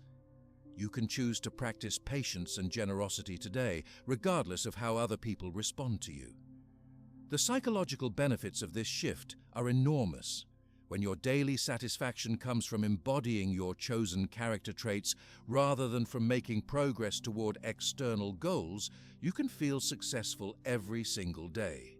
Every time you choose discipline over comfort, courage over safety, or generosity over selfishness, you're succeeding at the most important level, the level of who you're becoming. This doesn't mean abandoning ambition or stopping work toward meaningful objectives. It means reframing those objectives as natural expressions of who you're becoming rather than as external targets you need to hit to feel good about yourself. When you focus on becoming an excellent writer, opportunities for publication and recognition naturally emerge from that excellence. When you focus on becoming someone who creates genuine value for others, financial success typically follows as a byproduct. The research on intrinsic versus extrinsic motivation supports this approach. Studies consistently show that people who are motivated primarily by internal factors, like personal growth, mastery, and meaningful contribution, maintain higher levels of effort and satisfaction over time than people who are motivated primarily by external factors like money, status, or recognition. Intrinsically motivated people also demonstrate greater creativity, better problem-solving abilities, and higher levels of resilience when facing challenges. They're more likely to persist through difficult periods because their motivation doesn't depend on external validation or rewards that might be delayed or uncertain. This character-based approach also creates what you could call anti-fragility, the ability to get stronger from stressors rather than just surviving them. When your focus is on developing virtues like courage, wisdom, justice, and temperance, every challenging situation becomes an opportunity to practice and strengthen these qualities. Setbacks become training rather than failures. Difficulties become chances to prove your character to yourself rather than evidence that you're not capable of success. The practical applications of this approach are extensive. In business, instead of setting specific revenue targets, you might focus on becoming someone who consistently delivers exceptional value to customers. This character-based focus naturally leads to customer loyalty, referrals, and sustainable growth, often exceeding what you would have achieved through direct pursuit of financial metrics. In relationships, instead of setting goals about finding the perfect partner or having fewer conflicts with your spouse, you might focus on becoming someone who communicates clearly, listens deeply, and treats others with genuine respect and kindness. This character development naturally creates the conditions where healthy relationships can flourish. In health and fitness, instead of targeting specific weight loss numbers or performance metrics, you might focus on becoming someone who takes excellent care of their body and makes choices based on long-term well-being rather than immediate gratification. This identity-based approach typically produces better and more lasting physical results than goal-based approaches. The time horizon for character development is also much more forgiving than traditional goal setting. External goals often come with artificial deadlines that create unnecessary pressure and anxiety, but character development is a lifelong process where every day offers new opportunities for growth and improvement. You're never behind schedule because there is no schedule. There's just the continuous opportunity to choose your character in each moment. This approach also eliminates the boom and bust cycle that characterizes most goal-based achievement efforts. When people achieve their external goals, they often lose momentum because they no longer have a clear target to work toward. When they fail to achieve their goals, they often become discouraged and give up entirely. But when your focus is on character development, there's no finish line where you stop growing and no failure point where you give up entirely. The Stoic emphasis on preferred indifference becomes crucial here. You can prefer certain external outcomes while being genuinely indifferent to whether those specific outcomes occur. You might prefer to be financially successful, but you're not attached to hitting particular income numbers by specific dates. You might prefer to be in excellent physical condition, but you're not devastated if your progress is slower than expected or if temporary setbacks occur. This preferred indifference allows you to work toward external objectives with full effort while maintaining the emotional stability that comes from knowing your worth and satisfaction don't depend on achieving those objectives. You can pursue ambitious projects without the anxiety that comes from making your identity dependent on their success. The character-based approach also naturally leads to what researchers call mastery orientation, rather than performance orientation. People with mastery orientation focus on learning, improving, and developing competence for its own sake. People with performance orientation focus on demonstrating their ability to others and avoiding situations where they might look incompetent. Studies show that mastery-oriented people consistently outperform performance-oriented people over time because they're more willing to take on challenging tasks. They learn more effectively from mistakes, and they maintain motivation even when progress is slow or setbacks occur. The character-based approach naturally cultivates this mastery orientation because the focus is on internal development rather than external validation. This framework also creates what you might call compound character effects. Just as compound interest creates dramatic financial growth over time, consistent character development creates dramatic personal growth over extended periods. Small daily choices to act with integrity, courage, or compassion might seem insignificant in the moment, but they build into fundamental changes in who you are and how you show up in the world. These character changes then create opportunities and outcomes that would never be available through direct goal pursuit. People are naturally drawn to those who embody admirable qualities, creating networks and relationships that open doors in unexpected ways. Organizations seek out people with strong character for leadership roles and important projects. Communities naturally turn to people of integrity when guidance and wisdom are needed. The ultimate insight that Epictetus discovered is that when you stop chasing external achievements and start building character and capability, you often end up achieving far more externally than your original limited goals would have provided. But more importantly, you achieve it from a place of inner strength and satisfaction, rather than from desperate need or external validation. This focus on character development, rather than external achievements, creates the psychological conditions where something remarkable begins to happen. Opportunities and connections start appearing that your original limited planning could never have anticipated. When you release desperate attachment to how your goals must unfold, you become available to possibilities that your tunnel vision previously obscured. This phenomenon, which some people call synchronicity, isn't mystical or supernatural. It's the natural result of operating from a more open and receptive mental state. Think about how this works in practical terms. When you're desperately focused on achieving one specific outcome through one particular path, you develop what psychologists call confirmation bias on steroids. Your brain becomes hyper-alert to information that seems to support your predetermined plan while filtering out data that suggests alternative approaches might be more effective. You notice opportunities that fit your narrow vision while missing ones that might actually serve your deeper purposes much better. This cognitive filtering happens automatically and unconsciously. Your brain is constantly processing thousands of pieces of information from your environment, but it can only bring a tiny fraction of that information into conscious awareness.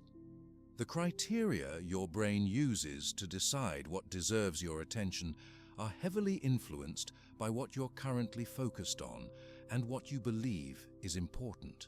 When you're fixated on getting hired at one particular company, your brain prioritizes information related to that company while overlooking networking opportunities, skill development possibilities, or job openings at other organizations that might actually be better fits for your abilities and career goals. When you're desperate to make your current business idea work exactly as you originally envisioned it, you miss market feedback that could guide you toward more successful variations or entirely different opportunities that would be more profitable and sustainable.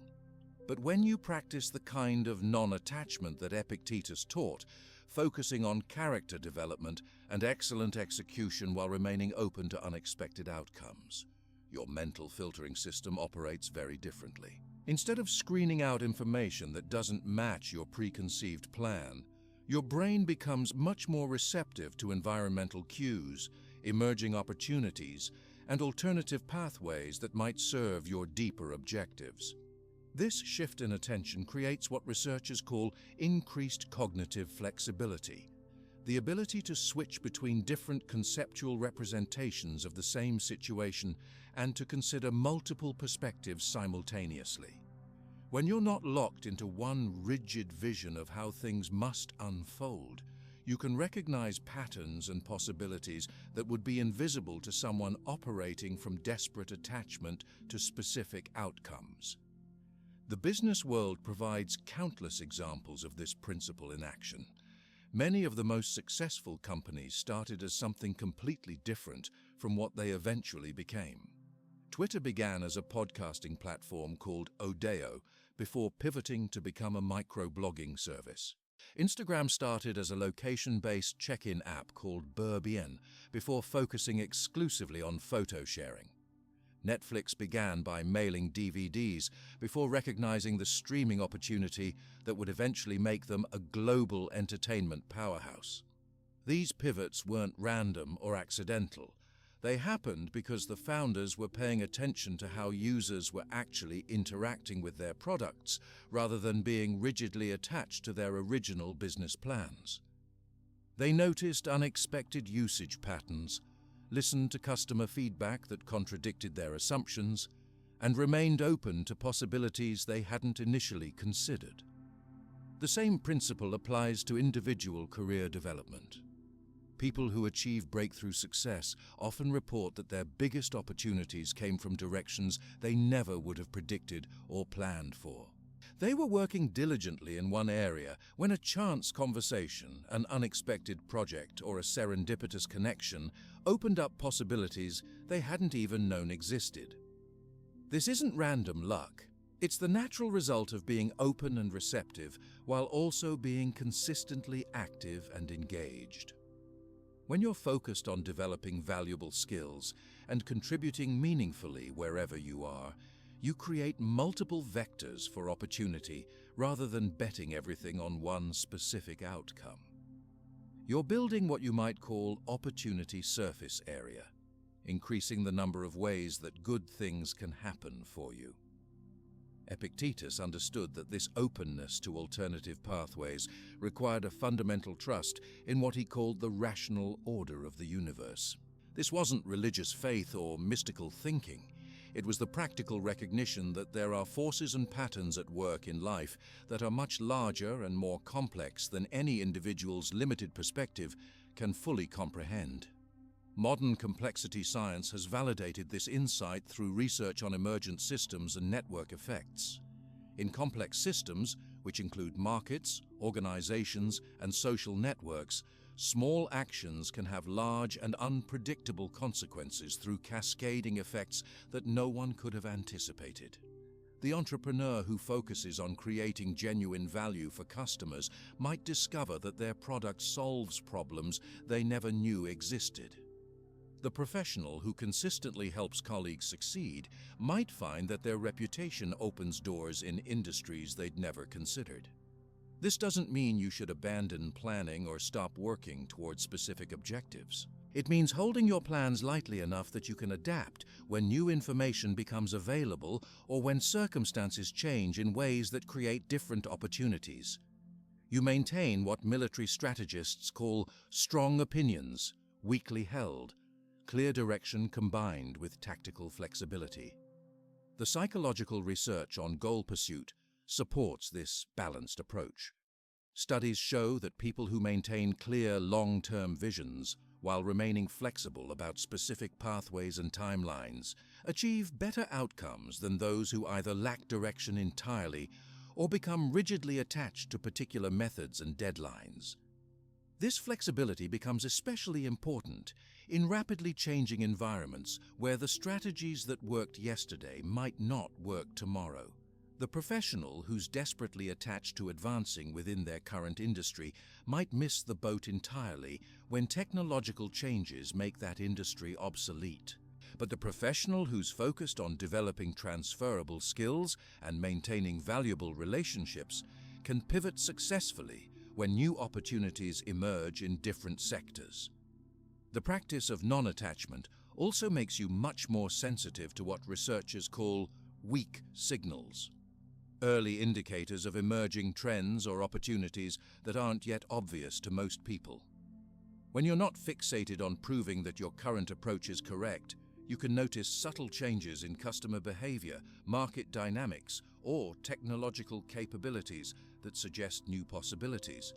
These weak signals often contain the seeds of major opportunities, but they're easy to miss if you're too focused on executing your predetermined plan. The company that notices customers using their product in unexpected ways might discover entire new market segments. The individual who pays attention to which aspects of their work energize them most might identify career paths they'd never previously considered.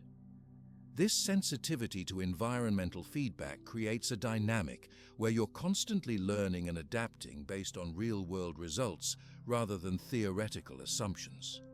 Instead of forcing reality to match your preconceived notions, you allow your understanding to evolve based on what you discover through experimentation and observation. The key insight is that this openness to unexpected pathways often leads to achievements that surpass what your original limited goals would have provided. When you're only focused on getting promoted within your current department, You might miss the startup opportunity that would accelerate your career by 5 years. When you're desperately trying to save a failing relationship, you might miss the chance to meet someone who's actually a much better match for your values and life goals. This principle applies powerfully to creative work as well. Artists, writers, and innovators often report that their best work emerges when they stop trying to force predetermined outcomes and allow their creative process to unfold organically. They start with general intentions and clear principles, but they remain open to discoveries and insights that emerge during the actual work. The novelist who begins with a detailed outline might discover that their characters want to go in different directions than originally planned. The entrepreneur who starts with one business model might realize that their customers are actually willing to pay for something completely different. The researcher who begins investigating one hypothesis might stumble upon findings that lead to more significant breakthroughs in adjacent areas. This openness to creative emergence requires what you might call productive patience, the ability to work diligently while remaining receptive to possibilities that might take time to reveal themselves. It's different from passive waiting because you're actively engaged in the work, but it's also different from forcing because you're allowing the process to inform the outcomes rather than trying to control every detail.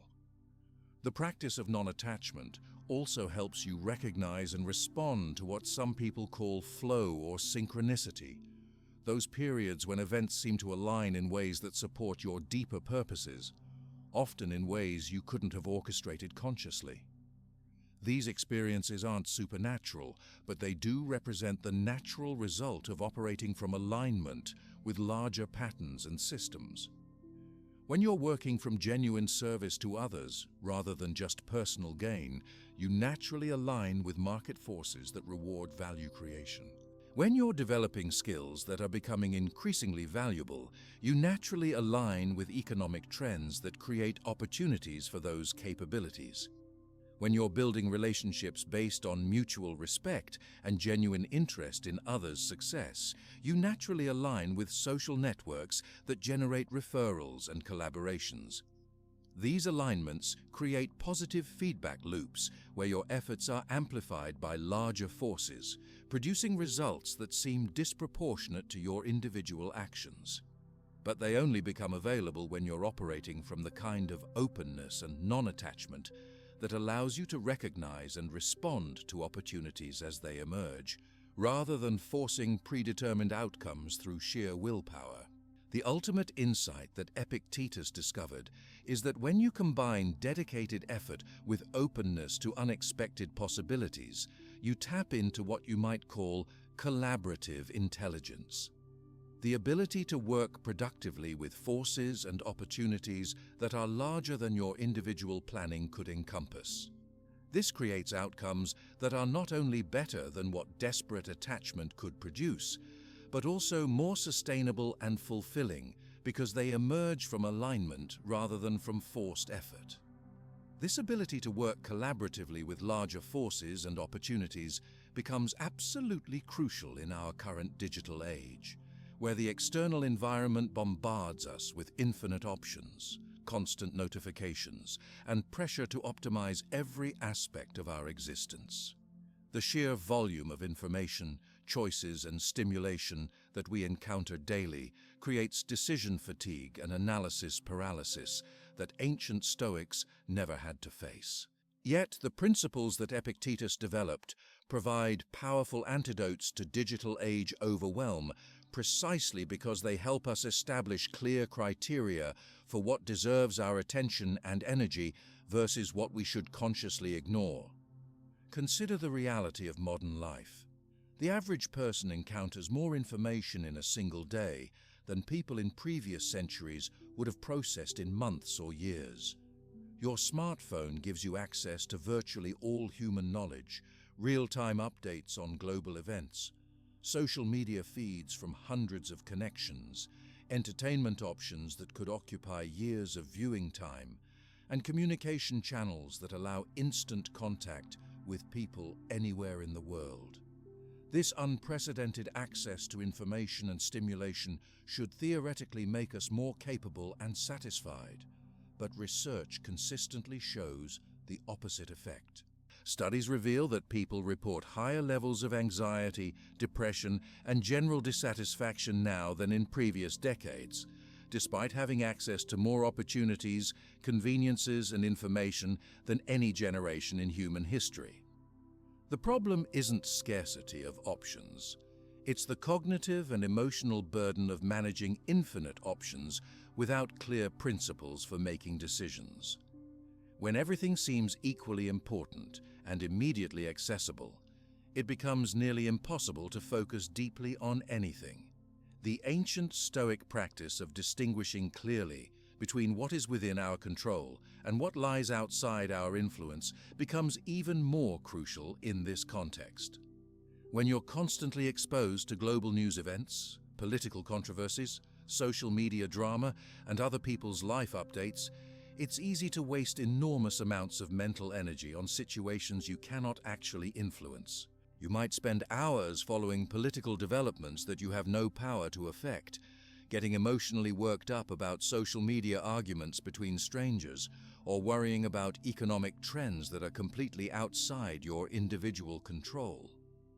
Epictetus taught that this kind of scattered attention was not just unproductive, but actively harmful to both inner peace and practical effectiveness.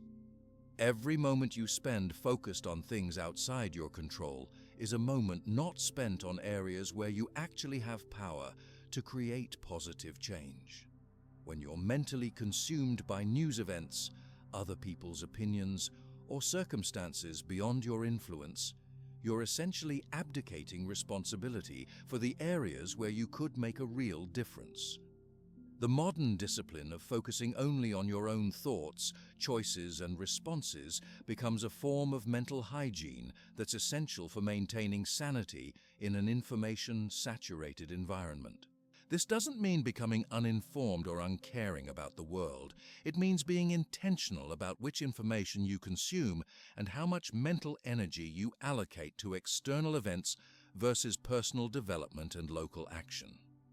Practical application of this principle might involve checking news sources once or twice per week rather than constantly throughout the day, unsubscribing from social media accounts that consistently generate negative emotions without providing actionable information, or setting specific time limits for consuming content that's entertaining but not directly relevant to your goals and values.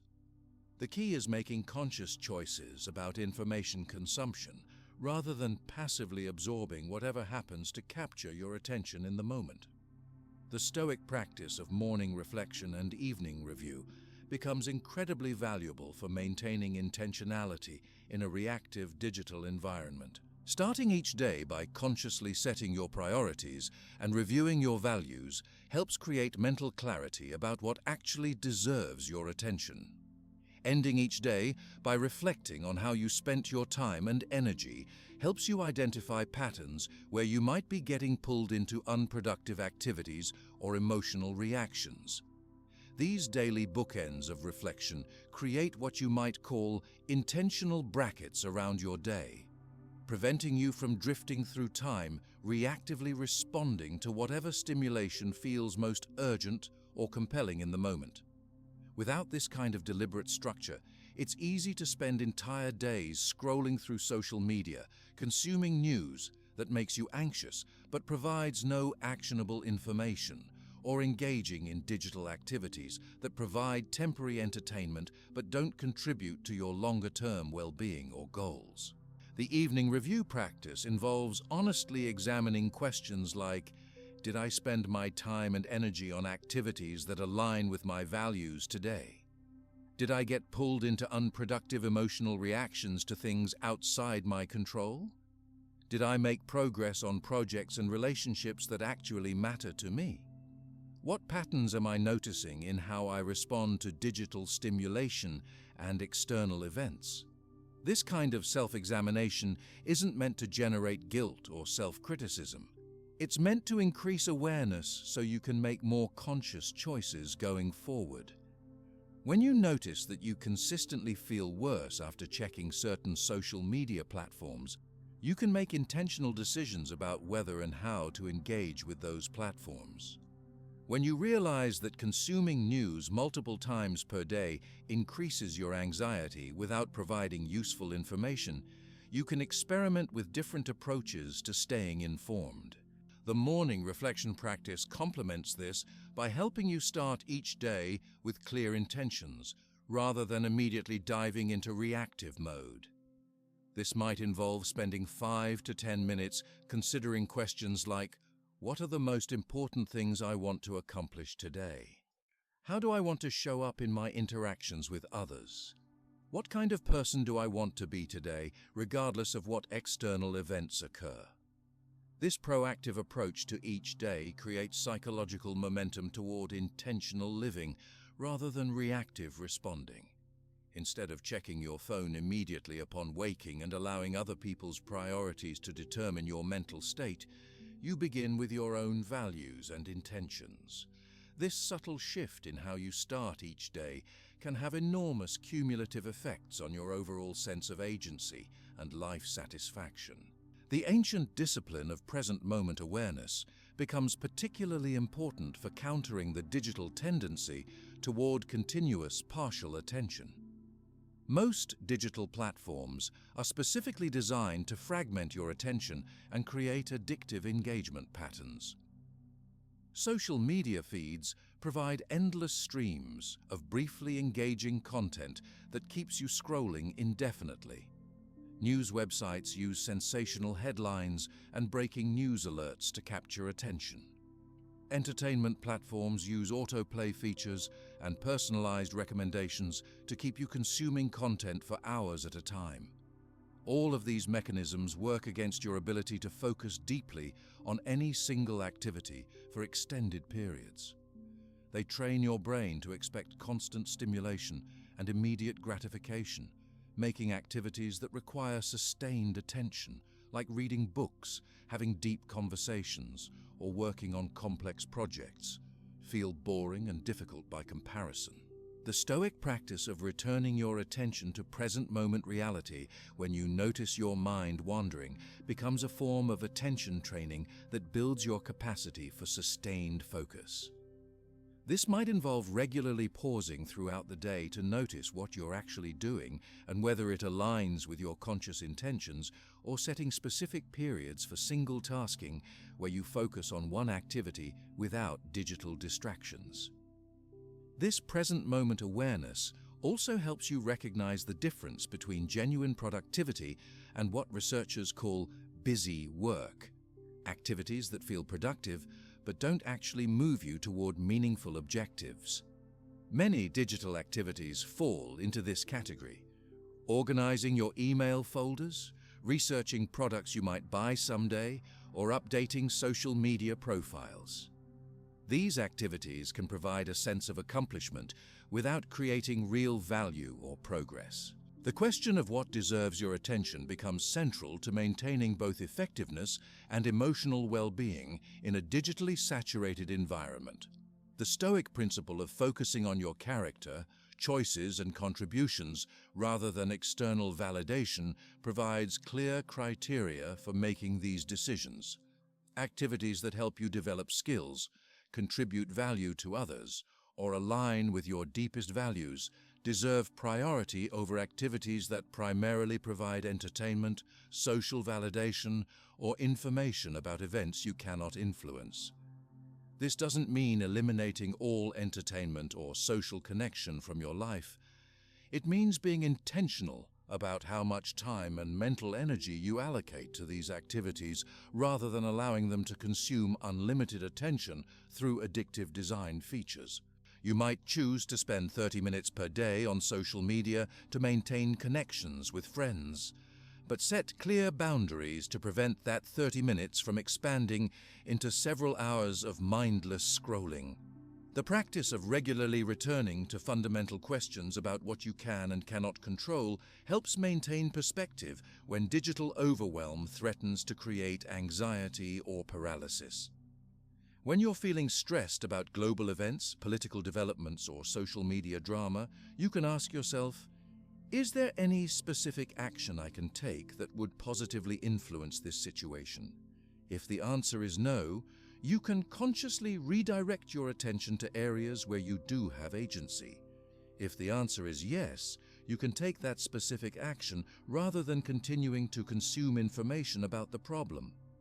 This might mean donating to a cause you care about, volunteering in your local community, or having respectful conversations with people in your personal network. The key is moving from passive consumption of information about problems to active engagement in solutions, even if those solutions are small and local. These timeless practices, adapted for contemporary challenges, offer a pathway to maintaining inner peace and focused productivity, regardless of external chaos or complexity. They provide a framework for engaging with digital tools and information sources in ways that enhance rather than undermine your ability to live according to your values and contribute meaningfully to the world around you. The ultimate insight is that the same principles that helped Epictetus maintain inner freedom under conditions of physical slavery can help modern people maintain mental freedom under conditions of digital overwhelm and information saturation. The external circumstances are completely different, but the fundamental challenge remains the same. Learning to focus your attention and energy on what truly matters while remaining untroubled by the endless stream of external events that you cannot control, but that constantly compete for your mental and emotional resources.